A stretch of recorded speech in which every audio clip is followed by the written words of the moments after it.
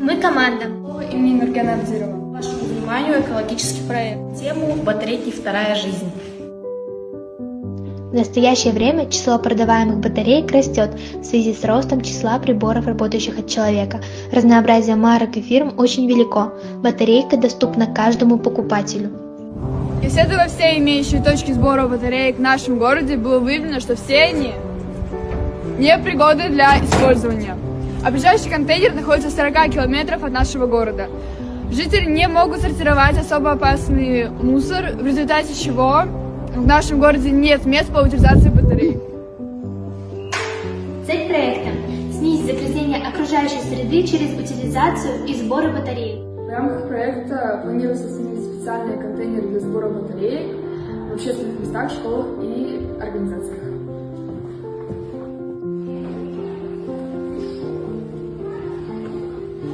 Проект способствует сокращению экологических рисков и улучшению утилизации отходов, что важно для устойчивого развития и сокращения природных ресурсов. Этапы и сроки проекта.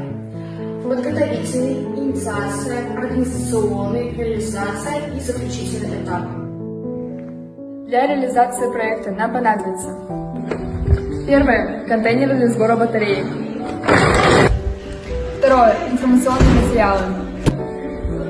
Третье – призы и мотивация для участников. Четвертое – средства для транспортировки и утилизации. И пятое – рекламные расходы. Проведены беседы о вреде батареек со всеми классами школы. О пользе и вреде батареек. Квадратные решения бывают.